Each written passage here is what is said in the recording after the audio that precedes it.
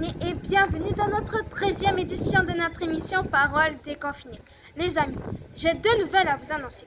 La première, c'est que nous sommes arrivés à notre dernière édition de cette émission. Mais la deuxième, c'est que nous reviendrons bientôt pour une nouvelle émission pour les vacances d'été.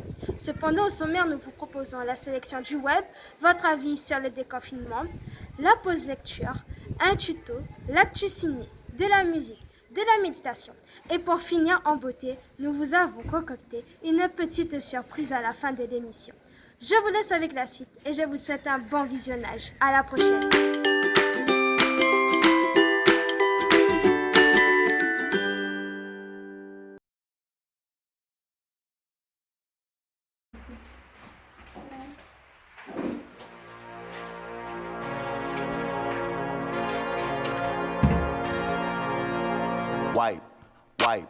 Wipe it down. Wipe it down. Wipe. Wipe it down. Wipe.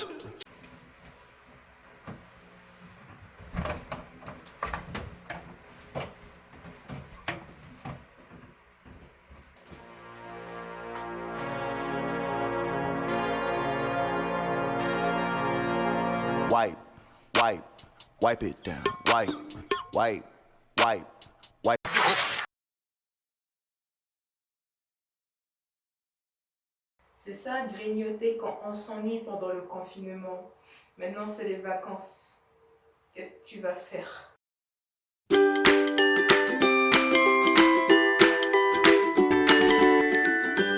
Bonjour à tous, nous nous retrouvons pour notre dernière émission et pour cette émission nous allons interviewer le docteur Claude Flamand. Claude, peux-tu te présenter s'il te plaît? Ça fait maintenant 13 ans que je vis en Guyane. Je suis marié, père d'un petit garçon qui a maintenant 2 ans et professionnellement je suis chercheur en épidémiologie et je travaille beaucoup donc sur les maladies transmissibles. En grande partie les maladies transmises par les moustiques en Guyane, mais aussi des maladies respiratoires comme la maladie de Covid-19. Alors, en quoi consiste ton travail en général?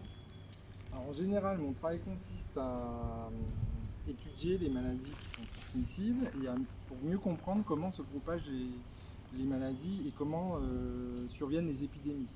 Donc l'idée, c'est d'étudier plusieurs facteurs qui sont associés aux épidémies. Donc on va étudier les facteurs socio-économiques, on va étudier les facteurs climatiques, environnementaux, pour essayer de comprendre à quel moment il y a une épidémie, comment elle se propage, dans quelles conditions, etc. Et donc on mène des projets de recherche de ce type-là sur, moi je travaille essentiellement sur les épidémies, donc quand il y a une épidémie de dengue, de chikungunya, de Zika, maintenant de Covid, on va mener des enquêtes dans la population pour essayer de comprendre comment se propage la maladie, quelles sont les caractéristiques des personnes qui sont les plus malades, des personnes qui font des formes sévères, pour pouvoir donner des informations aux autorités de santé pour pouvoir mieux lutter contre les épidémies. Alors, j'ai lu un article sur la portée internationale de ton travail. D'ailleurs, tu as reçu un prix, félicitations. Et quels sont les pays où tu as dû te rendre pour ton travail? Alors, j'ai déjà eu l'occasion de voyager pour travailler avec des personnes qui travaillent un peu dans les mêmes thématiques que moi, notamment au Brésil, où il y a des travaux qui ont été menés par exemple dans le cadre du Zika, et du coup c'était intéressant de comparer un peu les approches qui étaient menées. J'ai eu l'occasion d'aller à Cuba également, où il y a des travaux de recherche assez importants et assez conséquents qui sont menés, dans d'autres pays, aux États-Unis, à Hong Kong, plutôt dans la zone tropicale on va dire, puisque c'est là qu'il y a vraiment beaucoup de maladies infectieuses et tropicales communes avec ce qu'on peut faire en Guyane, et donc c'est toujours intéressant pour des chercheurs de collaborer avec d'autres équipes, et donc on voyage dans ce cadre-là. On voyage aussi pour partager de l'information dans des séminaires, dans des congrès, présenter nos résultats. Et c'est comme ça que ça m'arrive de voyager. Là, par exemple, sur l'épidémie de Covid, on mène des projets de recherche en collaboration avec la Guadeloupe et avec la Nouvelle-Calédonie, donc qui essaie de décliner un projet de recherche qu'on a commencé ici il y a quelques mois. Donc maintenant, nous allons parler du Covid-19. Depuis quand as-tu commencé à t'intéresser à ce virus et depuis quand as-tu commencé à travailler dessus? Alors, j'ai commencé à m'intéresser très tôt à ça. Depuis fin décembre, on a vu les alertes sur des sites habituels qu'on consulte quand on est épidémiologiste pour voir qu'est-ce qui se passe dans le monde. Et donc dès qu'on a compris qu'il y avait une transmission interhumaine après les premiers cas qui avaient eu autour du marché, tout le monde avait les yeux fixés sur ce qui se passait en Chine, à Wuhan. Après, ça s'est propagé dans le reste de l'Asie, en Corée, en Thaïlande, au Japon d'abord, et puis après, ça a été l'Iran, l'Europe. Donc là, on a commencé à s'intéresser à ça. Depuis quand on travaille dessus ici, c'est vraiment depuis début mars, quand la situation en métropole était vraiment commençait à évoluer. Et qu'on a compris qu'on pouvait avoir des cas et des chaînes de transmission. On n'était pas sûr à ce moment-là qu'on aurait eu une vague épidémique, mais on se demandait justement est-ce que le climat pourrait pas limiter ou pas la transmission, parce qu'il y avait beaucoup de chercheurs qui disaient bon, on a le sentiment que c'est vraiment dans les zones froides ou tempérées qu'il y a de la transmission, et donc l'idée c'était vraiment d'essayer de comprendre ça en Guyane, et pour ça on a mené globalement dès la fin du mois de mars un projet de recherche qui vise à étudier la transmission dans les ménages dans lesquels il y a des cas confirmés. On a commencé ça fin mars, ça prend pas mal de temps. Et puis on a un deuxième projet là qui devrait se faire à partir de la semaine prochaine, qui vise à estimer la taille de la population qui a déjà été infectée, y compris quand on n'a pas eu de symptômes. Est-ce que ta charge de travail a changé durant cette période? Et si oui, qu'as-tu à faire en plus au quotidien? Alors la charge de travail elle a vraiment changé, enfin elle a augmenté, c'est pas la première fois. Quand on mène des projets de terrain, de recherche de cette ampleur-là, c'est sûr que la charge de travail augmente. Mais bon, dans le cadre du Covid, c'est vraiment spécial parce qu'en fait, il faut aller vite avec un virus qu'on ne connaît pas beaucoup au début quand on monte les projets. Donc en fait, il y a une adaptation permanente en fonction des informations qui arrivent. Et des informations qu'on arrive à obtenir des travaux qui sont menés dans d'autres pays. Donc en fait, il faut vraiment aller vite pour mener des projets comme ça, parce que le virus se transmet très vite. On passe d'une semaine donnée, on est dans une situation où il n'y a que des cas importés. Après, on commence à avoir des cas autochtones. Après, ça augmente complètement. Il faut constamment réadapter en fait l'organisation qu'on a pour mener des projets. Donc il y a tout en plus les aspects un peu réglementaires, éthiques, parce qu'on est dans un pays français et forcément il y a une réglementation à respecter. Donc tous ces aspects-là, en fait, c'est vraiment une course contre la montre, et depuis début mars, on va dire, c'est quasiment 12 à 14 heures, voire plus par jour, tous les jours qui sont utilisés. Donc là, ça commence à être fatigant. Mais bon, en même temps, c'est intéressant, quoi. C'est stimulant intellectuellement, on apprend des choses, on comprend qu'on va encore améliorer les connaissances au bout d'un moment. Donc c'est stimulant, c'est excitant, mais c'est sûr que c'est fatigant. Et quand tout ça sera fini, on sera content, mais on sera très fatigué à mon avis. Quelle est la durée prévisible de ton travail par rapport à cette épidémie? Alors, la durée, à mon avis, il y en a encore pour une bonne année, je pense. Parce que, alors, il y a des travaux qui vont être menés pendant qu'on est en épidémie, mais comme nous, on s'intéresse aussi à la façon dont les gens sont protégés une fois qu'ils ont été infectés, on va les suivre pendant une bonne année. Donc, en fait, les personnes qui sont incluses dans nos études actuellement seront suivies encore une année. Donc, il y a encore des visites organisées au domicile des individus, etc. Et puis, à la fin de l'épidémie, donc je pense que ce sera entre, on va dire, fin septembre et la fin de l'année, on va mener un projet pour évaluer l'impact global qu'aura eu l'épidémie en Guyane. Donc je pense qu'on a encore pour une bonne année à travailler. Ce sera moins intense quand l'épidémie sera terminée. Je pense que d'ici septembre, on va commencer à avoir une activité qui sera un peu moins importante. Mais à mon avis, on va encore continuer à travailler pendant des années. Puis après, il y a tout le travail de valorisation scientifique, parce que quand on est chercheur, en fait, l'objectif c'est d'améliorer la connaissance. Et il faut écrire des articles scientifiques dans des revues internationales pour diffuser l'information. Donc une fois qu'on a fini les projets, il faut passer à la deuxième partie de valorisation, des rédactions d'articles. Et ça prend des fois une bonne année aussi, rien que pour la partie de communication des résultats, quoi. Sur le plan personnel et familial, est-ce que ton quotidien a changé et comment t'es-tu adapté? Alors sur le plan personnel et familial, évidemment, ça a beaucoup changé. Ça a changé parce que forcément, il y a beaucoup plus d'heures de travail à faire au bureau. Moi, ma femme est infirmière libérale, donc en fait, elle a aussi des horaires, donc c'est par intermittence. Mais quand il y a eu le confinement, forcément, les horaires de tout le monde changent. Donc, nous, notre enfant est à la crèche, donc il y a des crèches réquisitionnées pour les personnels qui sont dans la gestion de la crise ou qui sont professionnels de santé, donc il a pu être pris en charge dans une crèche réquisitionnée, mais les horaires étaient adaptables, donc il faut s'organiser constamment pour aller le chercher. Donc des fois, quand il faut le chercher à 4h30 parce qu'après ça ferme, il faut le prendre et le récupérer, l'emmener à la maison. Et puis quand sa maman arrive, il faut repartir au travail pour finir la partie du boulot qu'on n'a pas terminée. Et puis, donc là, c'est une organisation un peu familiale, comme je pense beaucoup de familles doivent avoir, puisqu'avec les couvre-feux, les confinements, forcément, c'est plus compliqué, mais c'est d'autant plus compliqué qu'en plus, on a beaucoup plus de travail que d'habitude, quoi. Sur le plan spirituel, est-ce que ta foi te permet d'appréhender d'une autre manière ton travail et la situation actuelle? Ah mais complètement en fait, moi ma foi, mais ça c'est même pas forcément que pendant l'épidémie de Covid, c'est de façon générale, c'est sûr que ça apporte une sérénité et la confiance qu'on peut avoir en Dieu par rapport aux événements de la vie nous apporte quand même, je veux dire, une sérénité, j'ai envie de dire, par rapport aux événements, quoi. C'est-à-dire que moi, évidemment, il y a des moments qui sont plus stressants que d'autres, il y a de la fatigue aussi, mais bon, je fais confiance à Dieu, quand je prie chaque matin, je lui demande de permettre que sa volonté soit faite et que son plan se réalise, et je fais confiance. Il y a des fois des aléas, il y a des choses qu'on pensait planifier d'une certaine façon qui se passent de façon différente, mais jusqu'à présent, avec les expériences de la vie, je me rends compte que finalement, toute chose concourt et que le plan de Dieu, quand il se réalise, ça va au-delà de ce qu'on avait imaginé souvent. Donc, dans le cadre du travail, moi j'utilise beaucoup ça parce que ça me permet d'avancer calmement, sereinement, sans m'agiter et être stressé de façon trop importante.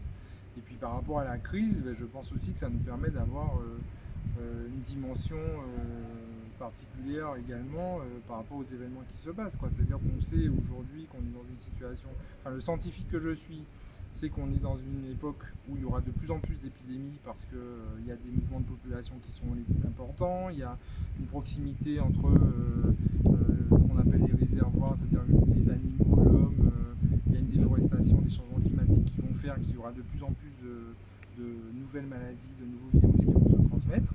Donc ça, on le sait en tant que scientifique. En tant que chrétien, je sais également que on est dans une époque où il faudra s'attendre à ce qu'il y ait des événements particuliers qui se passent et de comprendre, d'avoir cette dimension-là sur le coup-là, ça permet d'être un peu plus serein, de se concentrer sur l'essentiel. Et puis ça donne aussi des valeurs, quoi, de solidarité où on aura envie d'aider les gens, d'être disponible pour l'autre, etc. Et ça donne une dimension, je trouve, en tout cas à ce qu'on fait dans les actions de notre vie et dans le travail, qui est beaucoup plus orientée au service de notre prochain, quoi. Et pour terminer, je te laisse la parole. Si tu as un message, quelque chose à faire passer, c'est ton moment, c'est maintenant. Ça, je n'ai pas grand chose à dire. Enfin, j'espère vraiment que quand ce sera terminé, on pourra profiter, avoir des moments, parce qu'on se rend compte en fait que socialement, cette épidémie quand même, elle limite beaucoup les liens qu'on a avec nos amis, avec nos familles, etc. J'espère vraiment qu'on pourra se retrouver et puis profiter vraiment des bonnes choses de la vie, quoi, parce que des fois on a accès à une liberté de mouvement, dans les contacts qu'on a, etc. Et on ne se rend pas toujours compte. Et là, je pense que des personnes comme moi se rendent compte que finalement on vivait dans une période vraiment agréable, malgré tous les événements qui peuvent se passer, etc. On n'est pas une époque facile, mais malgré tout, on a un système de soutien social, d'amis, de famille, etc. Et voir les gens finalement fraterniser, c'est hyper important, quoi. Là, on se rend compte. Moi, j'ai l'impression, ça fait 3 mois, je vois que les mêmes personnes qui se cantonnent à ma famille nucléaire, c'est-à-dire ma femme, mon fils et mes collègues de travail, quoi. Et à côté de ça, je vois très peu de gens. Alors, ça me fait vraiment plaisir de te voir en ce moment. Mais c'est vrai que j'espère qu'après, on pourra vraiment profiter des vraies choses de la vie et se rendre compte que aller prendre un petit verre, manger ensemble avec des amis, etc., finalement, c'est quelque chose dans d'autres contextes, ça peut avoir beaucoup de valeur, quoi. Je remercie Claude d'avoir accepté notre invitation pour notre dernière émission sous ce format. Je vous remercie de nous avoir suivis durant toute la durée de nos émissions et nous nous reverrons bientôt pour une nouvelle émission sous un autre format. Bisous à tous!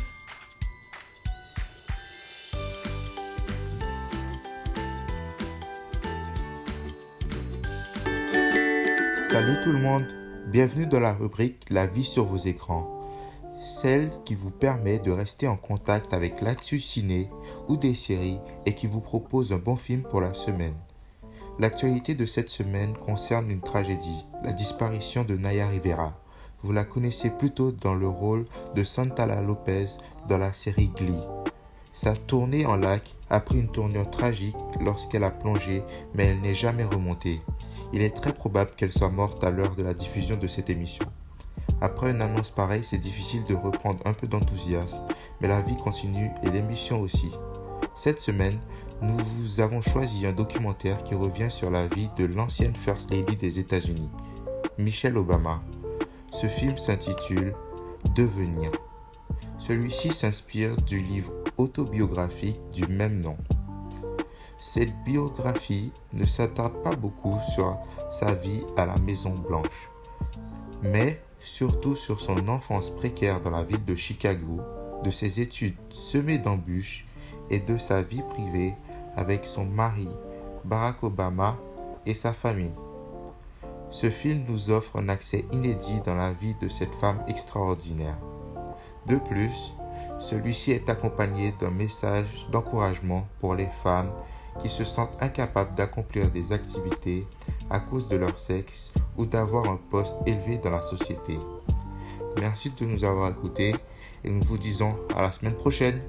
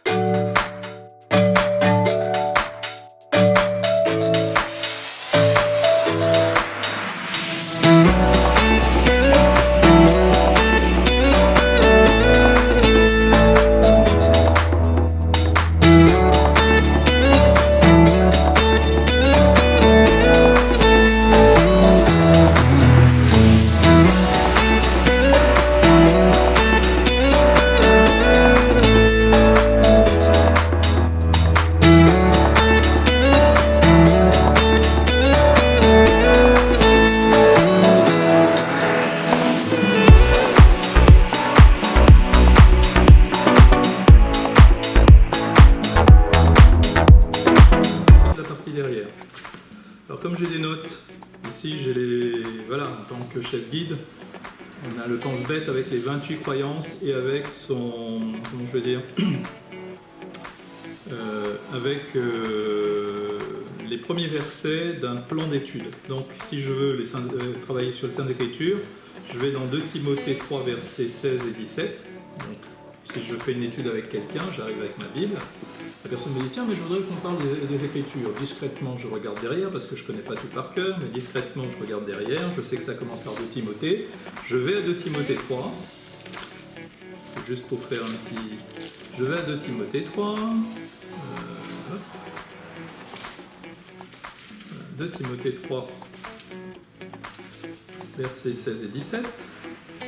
Ici. Et ici, j'ai le numéro de la... de la croyance sur laquelle je travaille, et ça me dit que le texte suivant, c'est Psaume 149, verset 105. Psaume 119, verset 105. Voilà. Quand je vais aller à Psaume 119, verset 105, il va me donner le verset suivant, et quand c'est terminé, je mets fin. Voilà. Donc toutes les études sont là, donc ça, il faut que je garde, il ne faut pas que je perde.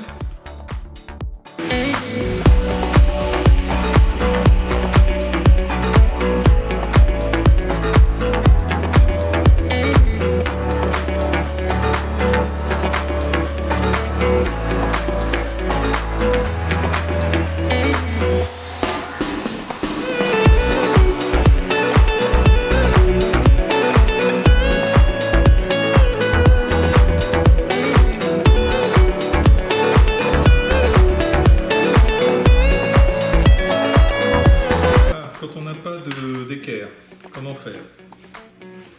On plie une feuille dans n'importe quel sens 2 fois. On se fait d'équerre. À partir du moment où j'ai plié l'un sur l'autre, j'ai une équerre.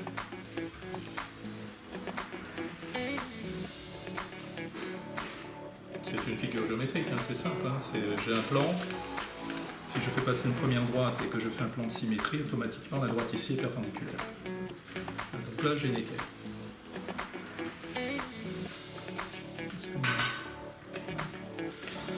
Hop.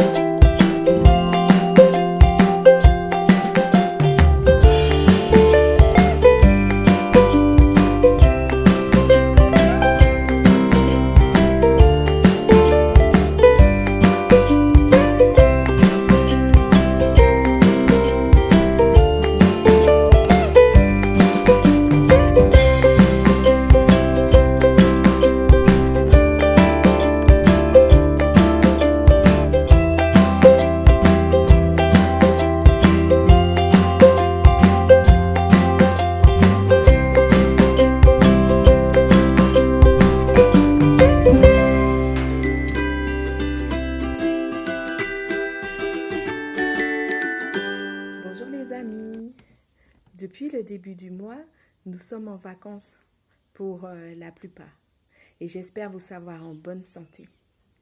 Aujourd'hui, j'aimerais vous présenter un livre qui se trouve à la boutique Les Délices de la Vie. Je peux le recommander aux enfants comme aux éducateurs, on va dire à tout le public. Son titre est « Il était un petit zoo, des leçons du règne animal ». Son auteur, Enrique Chase, est chrétien. Il a également été directeur et présentateur de programmes à la radio et à la télé. Je vous le présente tout de suite. Et en fait, il nous dit pourquoi il a écrit ce livre. Alors, j'aimerais juste vous dire quelques passages. Dans ce petit livre, nous présentons différents animaux qui, par le langage de la réalité ou de la fable, composeront un zoo particulier, une classe ouverte qui nous donnera l'occasion de réfléchir et d'apprendre. En imagination, nous les verrons défiler devant nos yeux. Le lion et le singe, la tortue et le serpent, les oiseaux et les insectes, tous nous offriront des leçons d'une grande valeur spirituelle.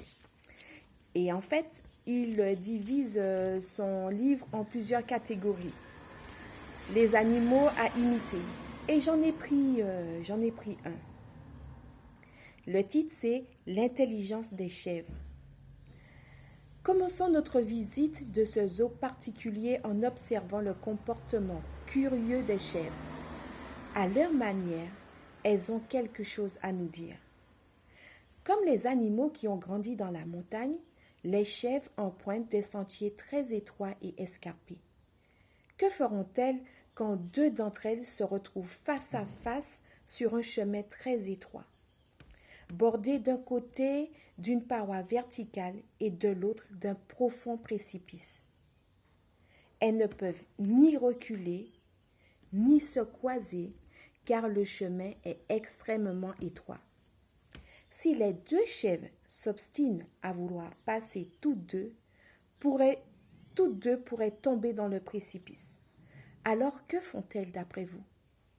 Leur instinct les pousse à se coucher pour que l'une d'entre elles enjambe l'autre. Ainsi, elles pourront toutes les deux poursuivre leur chemin. L'important pour elles est d'avoir la vie sauve et de poursuivre leur chemin sans encombre. Si la chèvre se couche, ne craint pas d'être piétinée par l'autre. Pourquoi nous les êtres humains croyons-nous que céder signifie perdre?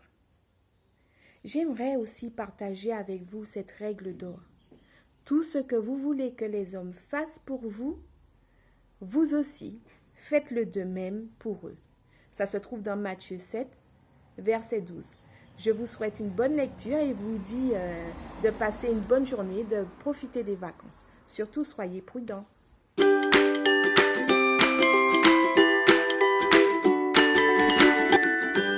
Bonjour, voilà un petit morceau d'encouragement. Il s'agit d'un morceau qui s'appelle Samba Dance, d'un compositeur qui s'appelle Fernando Branda.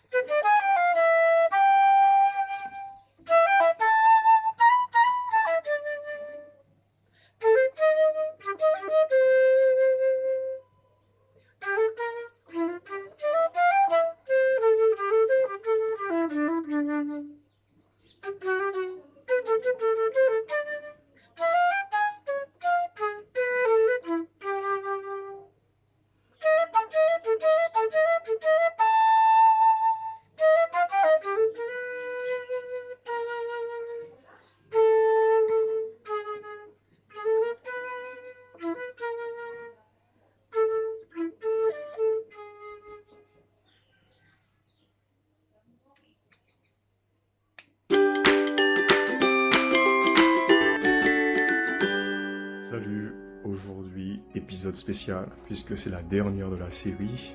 Et comme c'est spécial aujourd'hui, on va aller faire un petit tour au marché. Et puis on revient à tout à l'heure.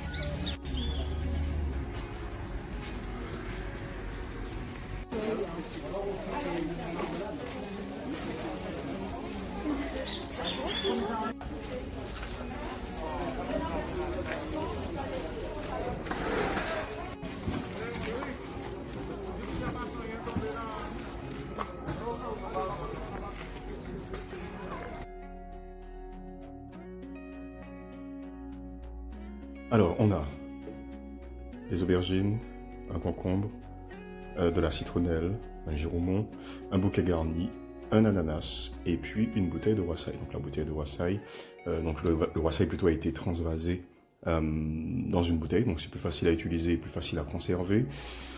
Donc la première idée qui me vient, en entrée, on va faire une salade de concombre classique. On va essayer de mélanger ça avec du persil par exemple, ça peut être sympa. On va faire ensuite un caviar d'aubergine qu'on pourrait agrémenter avec du steak haché, alors un steak un peu spécial dans lequel on va retrouver du soja, plus de soja que de viande de bœuf. C'est intéressant, comme ça on a un petit peu le goût de la viande, mais en même temps on n'en consomme pas beaucoup. Le giromon, on va l'utiliser pour faire du rôti, un rôti de giromon avec une petite sauce faite de citronnelle. Et puis, on va faire avec l'ananas, un ananas caramélisé, là aussi flambé, et un petit sirop de citronnelle aussi pour relever, puisqu'on a quand même de la citronnelle en quantité. Et puis, un jus découverte. On va faire du jus de wassail avec de la citronnelle. Là, ça va être une grande première, on verra ce que ça va donner. Donc, je vous dis rendez-vous à tout à l'heure, et puis la suite, vous l'aurez en images. Quand nous allons au marché, nous choisissons, en tout cas moi, je choisis mes fruits et mes légumes par rapport à ce que je vois. Je suis persuadé que vous faites un petit peu comme moi, et des fois même on va choisir nos fruits et légumes par rapport à ce que nous ressentons. Et malheureusement, des fois, nous avons une belle surprise lorsque nous rentrons à la maison et que nous réalisons que ce que nous avons fait, plutôt le choix que nous avons fait, il n'était pas si judicieux que ça, puisque le fruit, des fois, il n'est pas bon, il n'est pas mûr, parfois il est même pourri. Dans d'autres situations, nous allons choisir nos fruits et légumes par rapport à notre expérience culinaire passée, par rapport à notre sensibilité gustative. Et malheureusement, nous fonctionnons exactement de la même manière avec l'autre et avec nous-mêmes. Nous le jugeons par rapport à ce qu'il ne sait pas faire ou n'arrive pas à faire, parce que c'est tellement plus facile de laisser une aubergine sur l'étalage à cause de l'amertume de sa peau, ou bien un ananas à cause de ses épines. Bien souvent, nous disqualifions l'autre à cause de ses erreurs ou de ses manquements, parce que c'est tellement plus facile de passer à autre chose, de le catégoriser, de le classer, alors que si nous faisons cet effort de renoncer à nous-mêmes, à l'inverse, nous pourrions tout simplement décider de chercher une manière, de trouver une solution pour pouvoir cuisiner ce légume ou ce fruit qui en apparence nous semble si rebutant. Parce que comme tous les fruits, comme tous les légumes, malgré ce petit point négatif, il a aussi des vertus, il a aussi des qualités qui pourraient nous faire tellement de bien.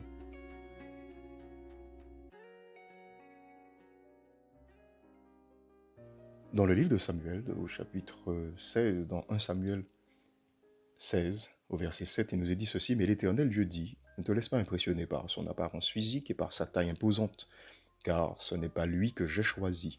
Je ne juge pas de la même manière que les hommes. L'homme ne voit que ce qui frappe les yeux, mais l'Éternel regarde au cœur. » Ici, ce texte est intéressant parce que il raconte rapidement l'histoire de Samuel qui doit choisir un roi pour Israël. Et Samuel va faire un choix en se basant sur l'apparence. Et Dieu dira que lui, il sait regarder au cœur. Il voit ce qu'il y a dans le cœur d'une personne. Souvent, nous oublions que nous ne sommes pas parfaits.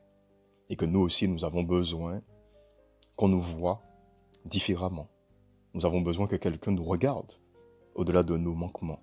Nous avons besoin qu'une personne nous choisisse comme collègue, comme ami, comme partenaire de vie, malgré ce qu'il a entendu sur nous, malgré notre mauvais caractère, malgré nos faiblesses. Nous aussi, nous avons besoin qu'une personne puisse poser ce regard, cet amour inconditionnel sur nous. Et pour ceux qui hésitent encore ou qui réfléchissent pour savoir si effectivement ils doivent revoir leur copie, j'aimerais lire avec vous un texte qui se trouve dans Éphésiens chapitre 4, à partir du verset 20 jusqu'au verset 32. Vous, ce n'est pas de cette façon que vous avez appris à connaître le Christ, mais est-ce que c'est bien du Christ que vous avez entendu parler? Est-ce que c'est lui qu'on vous a enseigné selon la vérité qui est en Jésus? Si oui, vous devez laisser votre vie d'autrefois. Avant, vous étiez plein de désirs trompeurs qui vous détruisaient. Eh bien, ce que vous étiez avant, il faut vous en débarrasser comme d'un vieux vêtement. Comprenez les choses d'une façon nouvelle selon l'Esprit de Dieu et comme si vous mettiez un vêtement neuf. Devenez une personne nouvelle. Cette personne nouvelle est créée comme Dieu veut. La vérité la rend juste et saine. Alors ne mentez plus. Chacun doit dire la vérité à son prochain parce que tous ensemble, nous faisons partie d'un même corps. Quand vous vous mettez en colère, ne commettez pas de péché. Votre colère doit cesser avant le coucher du soleil. Ne laissez aucune place en vous à l'esprit du mal. Le voleur ne doit plus voler. Il doit plutôt faire tous ses efforts pour travailler de ses mains honnêtement. Ainsi, il pourra donner quelque chose à celui qui a besoin d'aide. Aucune parole mauvaise ne doit sortir de votre bouche. Dites seulement des paroles utiles qui aident les autres selon leurs besoins et qui font du bien à ceux qui vous entendent. Dieu vous a marqué de son esprit. Alors ne faites pas de la peine au Saint-Esprit. En effet, c'est lui qui vous assure qu'un jour, Dieu vous libérera complètement de vos péchés. Ne gardez pas dans votre cœur le mal qu'on vous a fait. Ne vous énervez pas.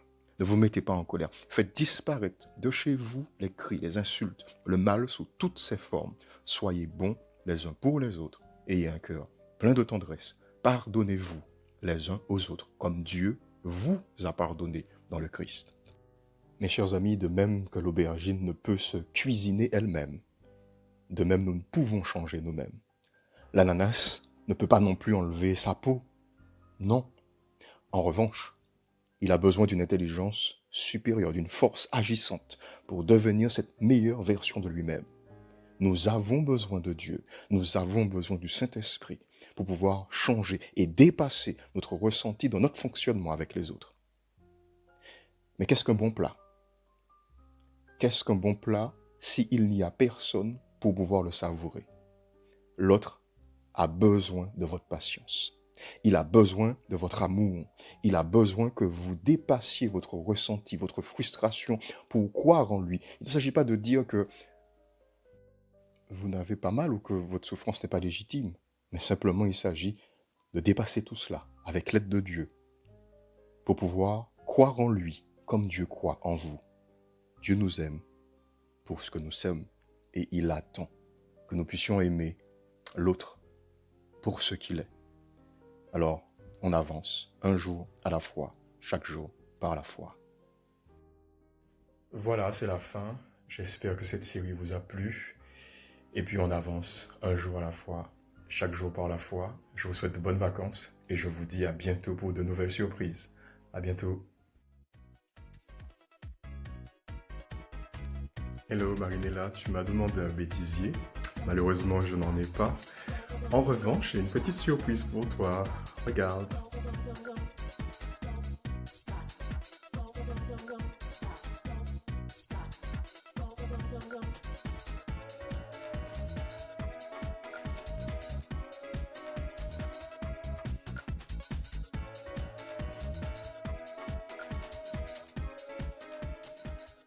Alors, On va demander aux invités leur impression sur ce joli gâteau. Donc, on va commencer par Patrice. Qu'est-ce que ça te fait quand tu vois ça? Je vois ce gâteau-là, on aurait dit du papier, Mhm. de la neige. Et toi? Je crois que c'est mon anniversaire. Un aussi beau gâteau, ça ne peut être que pour mon anniversaire. Non mais Marinella, tu as raté un truc. Voilà.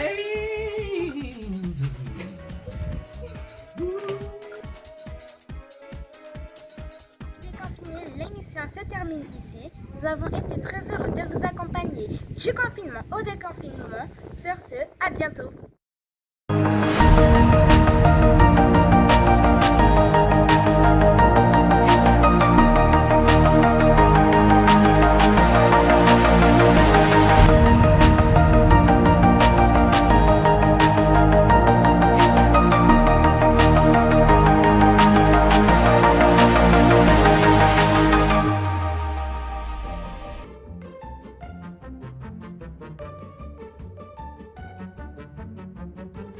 Bonjour à tous, aujourd'hui nous sommes avec Martha. Martha, présente-toi.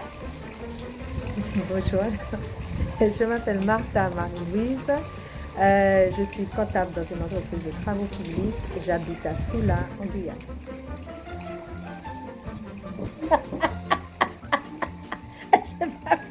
Dis tout ce que tu voulais. Des parents, que des Léa, enfants. tes cheveux demandent pardon. Action. Oh, attends. Bref, pas grave. Vas-y. Et déconfiné, c'est la fin de notre émission. Un agréable moment avec nous. Pivotement. Ça tourne. Fin de notre émission. Parole déconfinée? Ah non. Je suis au bord de cinéma. D'accord. Comment tu... Bordel. Elle est en interview. Mais la seconde, c'est que nous reviendrons bientôt avec cette moto qui passe pendant que je... Bonjour, alors aujourd'hui nous sommes dans le... Et peux-tu nous dire où tu habites? À Sinamari, au bois de Sinamari. C'est quoi le bout? Au milieu de Sinamari. Déconfiner la parole avec du... Travail, j'habite à Cayenne et au niveau de... Oh là là, on recommence. Quels sont les pays Quels sont les pays... N'oubliez pas de vous abonner à notre chaîne pour rater aucune de nos vidéos. J'habite pas au milieu de Sinamari. Non, je suis pas au milieu de Sinamari. Je suis vers le bas. Non. Oui, parce qu'il y a l'ordre. Andrea, tu habites pas près de la fusée? Non. Eh bien, t'es au milieu de Sinamari. Bon. Toute nouvelle émission pour les vacances d'été. Et après, je sais plus quoi dire. Est-ce que tu peux expliquer ta situation géographique? Je suis Martha. J'habite à Soula, en Guyane française, sur la planète Terre. Accompagné pendant le